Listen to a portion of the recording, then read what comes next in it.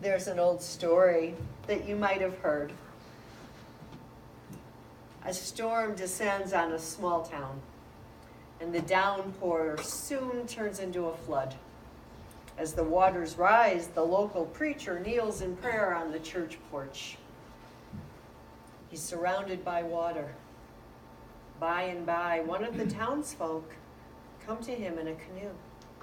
Better get in, preacher. The waters are rising fast. No, says the preacher. I have faith in the Lord.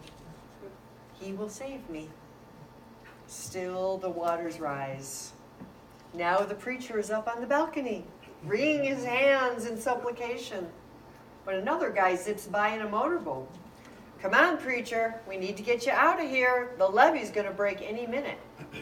Once again, the preacher is unmoved. I shall remain. The Lord will see me through. After a while, the levee breaks and the flood rushes over the church until only the steeple remains above the water. The preacher is up there clinging to the cross when a helicopter descends out of the clouds and a state trooper calls down to him through a megaphone, grab the ladder, preacher, this is your last chance. Once again, the preacher says, the Lord will deliver me. Unpredictably, he drowns. A pious man, the preacher goes to heaven. Yeah, I mean, this is not our theology, but you get the story. After a while, he gets an interview with God. And he asks the Almighty, Lord, I had an unwavering faith in you. Why didn't you save me from that flood? God shakes his head. What did you want from me? I sent you 2 boats and a helicopter. And then there's a more modern version of that story that appeared in Psychology Today.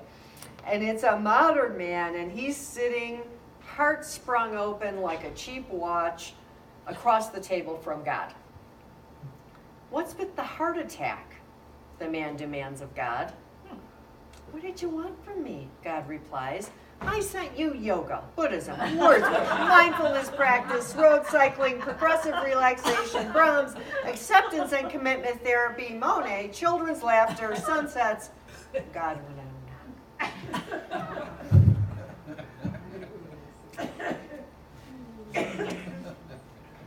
This is not a talk on gratitude, although that last bit would certainly fit for all that we've been given. This is a talk on, in order to live the lives that we say we want to live, we have to be able to receive it. We need to notice what's right here for us. We need to notice that maybe we already have just what we've been seeking. I had a real wake-up call in this arena just a bit ago. So, some of you know I'm in the final semester of a 2-year program to get certified as a spiritual counselor. And for this entire 2 years, I have been behind. I have been behind in the reading, late turning my papers in, everything. So last fall, I set an intention. And my intention was that I have the time, the energy, and the physical resources to get caught up in my schoolwork. It's like, God, you gotta help me. Well, I also have a part-time job as a freelance court reporter, and that supplements the income I receive here. And the way a court reporter gets paid is we get paid by the number of copies we sell on a transcript, kind of like paperback books. So a normal transcript has 2 copies. So I set this intention. All of a sudden, I'm walking into jobs where there's 8 attorneys in the room, and they're all buying copies. So I'm making 8 times as much money as I normally would. And then I started getting rush orders, and then you make a lot more money. So, just recently, I kind of realized my bank account's looking kind of good right now. And then, the court reporting agency that I do most of my work for, the work kind of dried up, which is kind of, it happens, it's cyclical. And I realized, oh, Spirit, you have given me the time and the resources to do what I said I wanted to do. But before I came to that realization, I did have to go through a period of, okay, do I really have enough? Okay, let me do the math. Okay, maybe I should call another agency and pick up a little work here. Just stop. Just stop. If I had kept up in the vein that my little monkey mind wanted to go, of trying to get more work, I was blocking when God had given me exactly what I asked for. So what keeps us from receiving our good? The number one reason is fear. It's almost like we really don't trust that it's coming to us. And when we don't trust that it's coming to us, we don't see it when it arrives. Quite often, the intentions that we set for our lives, things that we want, they're inviting us to step into doing life in a new way, which sets up the arena for fear to kick in. For me, this whole counseling program is taking me to a new level of ministry, of my own spiritual practice. So that really sets the arena, if you will, for my little limbic nerve, system, that thing that wants to keep you safe. Danger, danger. So go do another court reporting job. That's what I know, it's safe. So what we do when we get that little fear that what we wanted is actually here, we tend to go back to our old ways, which for many of us looks like being busy. It's doing what we've always done. It's like we receive the invitation and Spirit says, look what I have for you. And we say, no, thank you. I know I asked for it, but I'm not hungry anymore.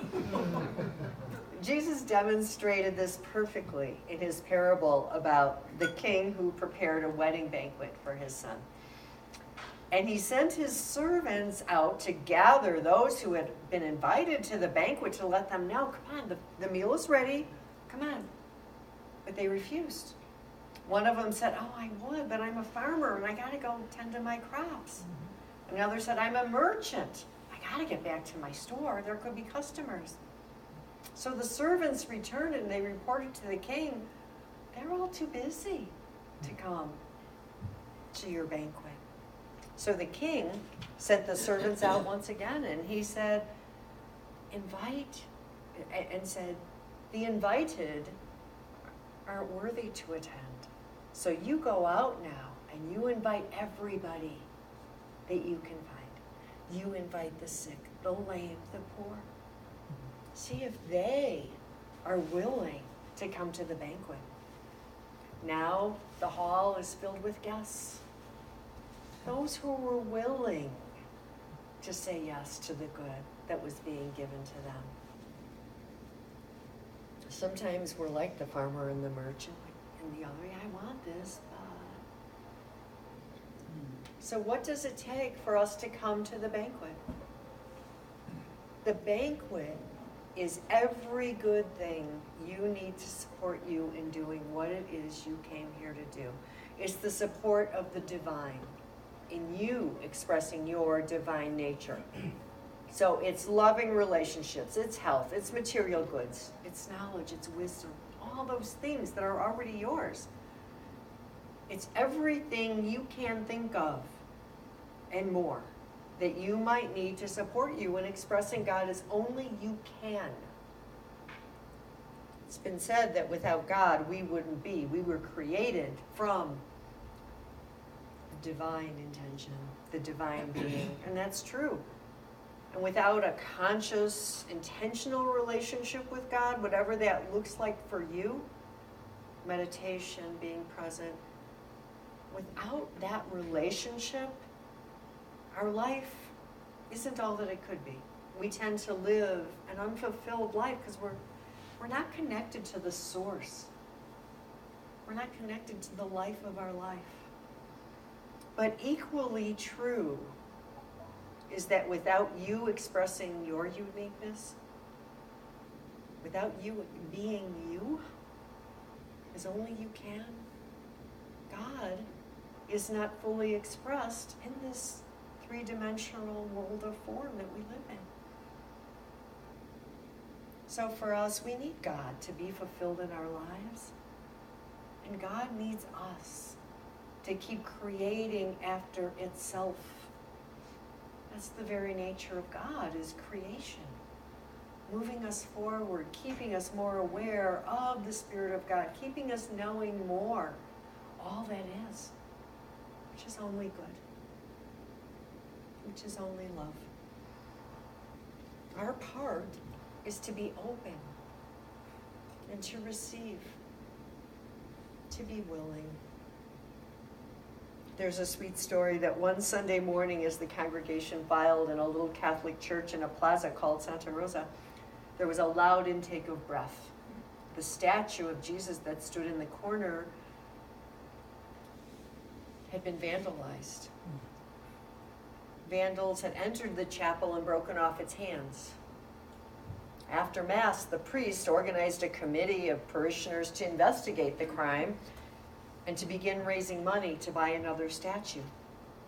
The following Sunday, as the congregation filled in for Mass, there was another loud intake of breath.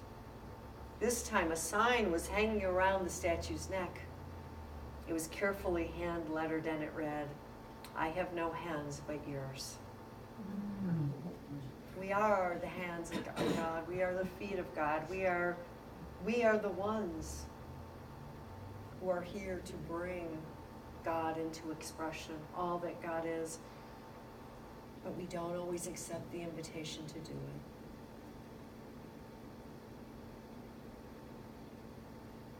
One reason we don't accept the invitation is we don't realize who we are.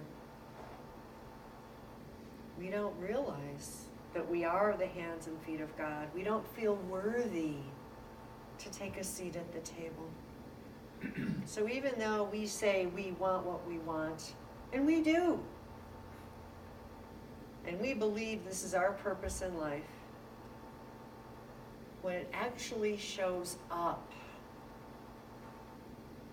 we're not willing. We revert to the comfortable.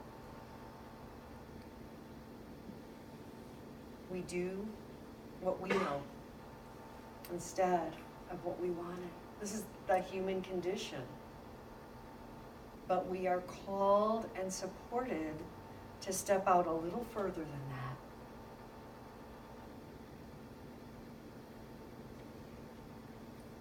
The dictionary defines wealth as material goods or complete well-being. I think complete well-being is the definition that serves us best. Complete well-being includes loving relationships, enough material resources to support you in being who you are, good health, anything that you need. In the Hindu tradition, there is the goddess Lakshmi.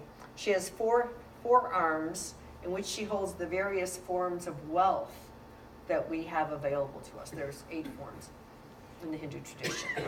And one of those forms of wealth that I find particularly valuable and useful to me is courage. It's a form of wealth. And it's part of the divine nature of us. So we already have it. We don't have to go somewhere and get courage. We have to open to it. We have to accept the idea, this is you. This is part of you.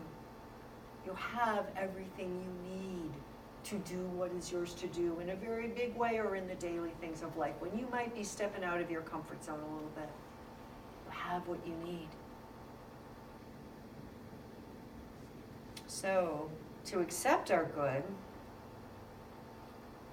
we are asked to set aside that fear and allow the courage that is innately ours to come into our awareness.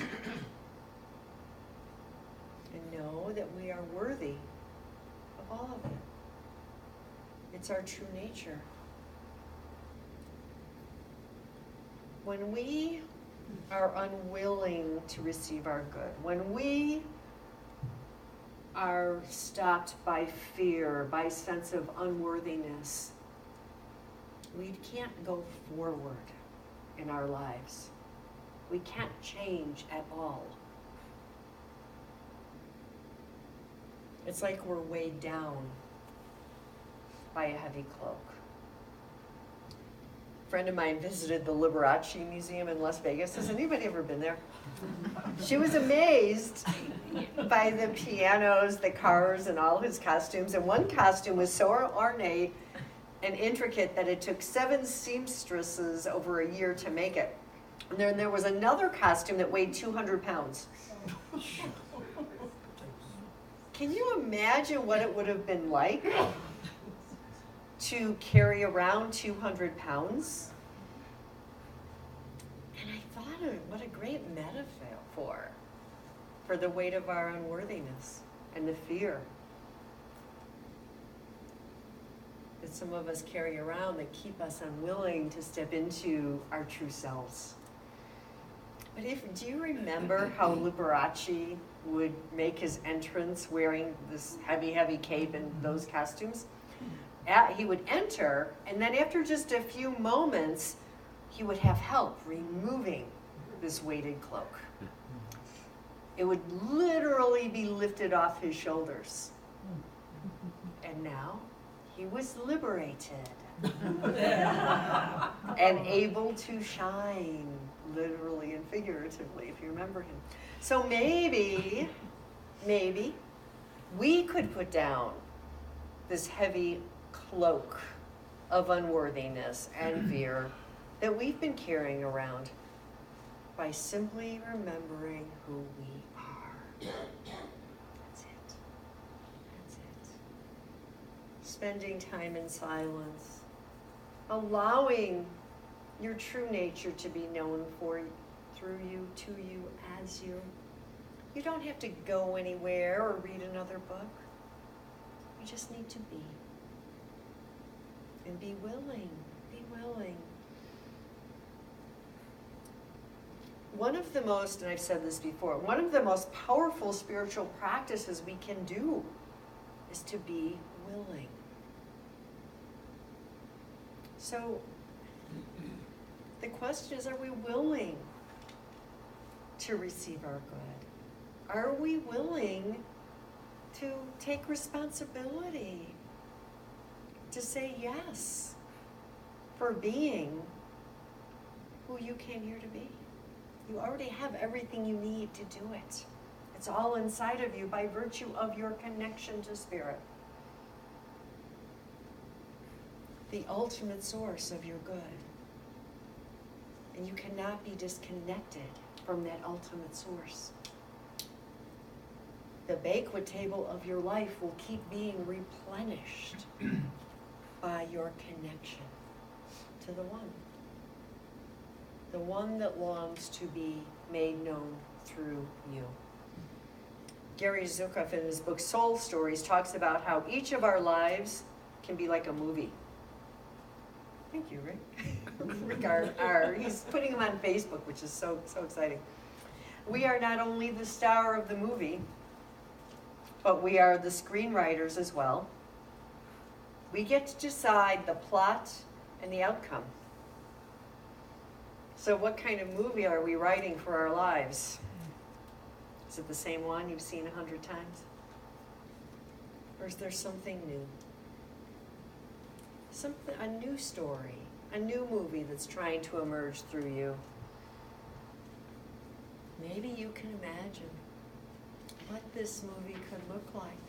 Maybe in your times of quiet or meditation, or maybe now, you could ask, how do you want the main character, which is you, to develop? Where is your movie headed? What's the plot line? How do you want it to end? Are you working in harmony with the executive producer, the co-creator, who is God? And do you listen to the director, your inner voice, your intuition that's leading you, that's guiding you through the story of your life? Or are you listening to other actors and to the extras? The other actors and the other extras can be known as race consciousness, meaning human race. And our human race, you've noticed, is not so supportive of us receiving and expressing our good. It's not so supportive of us doing something different with our lives. Have you noticed? When we do something different, people get kind of nervous. The race consciousness is more supportive of doing, of our busyness, producing something in the field, instead of being and expressing who we are. So it takes some courage, that which you already have, to listen to the still small voice, that guidance, the director within you. Because it's to live differently, to really accept your good. It's not the way of the world. At least it's not the way of your world, perhaps, up until now. And that's another powerful spiritual phrase, up until now. Up until now, you did it this way. You thought life was struggle and strife. And it was fine, and it served you. But maybe now, you are willing to receive and do what you were created to do. It's been said that God always has your back. You can't be cut off from your good. Because the good of God is always right where you are. So you have spiritual support in doing all of this. That's the energy, the nature of God is to bring us along. You aren't alone in any of it. It's the nature of spirit to carry you through and to bring you along to that higher place, to the banquet, to receiving all that God has for you. And God is with you all the time. You can't be separate. There's a story in the National Geographic magazine many years ago that could be a metaphor for what happens when we align with spirit. Firefighters had battled a major forest fire, and finally the fire was out, and they were walking through the ashes to make sure there weren't any live embers. All of a sudden, they happened upon the charred remains of a bird on the ground. And the bird had her wings spread out to full capacity. One of the firefighters gently lifted her body with the toe of his boot to make a wonderful discovery underneath. Little baby birds. Healthy, alive baby birds. Kept safe with their mother's wings from the raging fire, so that they could live the lives that they were created to live. I think that's God's promise to us, and one I always remember. I am with you. I will guide you, and you will be changed. For us to receive God's promise and to take our seat at the banquet, we have to be willing, through practice, spiritual practice, meditation, being with others, study, to receive our good. We have to remember that we are worthy to take this seat, as worthy as you are to be sitting in that chair you're sitting in right now. We have to be willing to set down the cape of fear, of unworthiness. We have to be willing to play the lead in the movie of our lives. Noticing the good that we seek is being handed to us right now, whatever form that takes. People, situations, whatever it is. And that good has been there all along, just waiting for you to receive. I'm going to leave you with an example of someone who knew how to receive her good. There was a woman who woke up one morning, she looked in the mirror and she noticed she had only 3 hairs on her head. Well, she said, I think I'll braid these 3 hairs today. So she braided those 3 hairs and she had a wonderful day. The next day she woke up, she looked in the mirror and saw that she had only 2 hairs on her head. She said, I think I'll part my hair down the middle today. So she did, and she had a grand day. The next day she woke up, looked in the mirror and noticed that she had only 1 hair on her head. Well, she said, today I'm going to wear my hair in a ponytail. So she did, and she had a fun day. The next day she woke up, she looked in the mirror and noticed there wasn't a single hair on her head.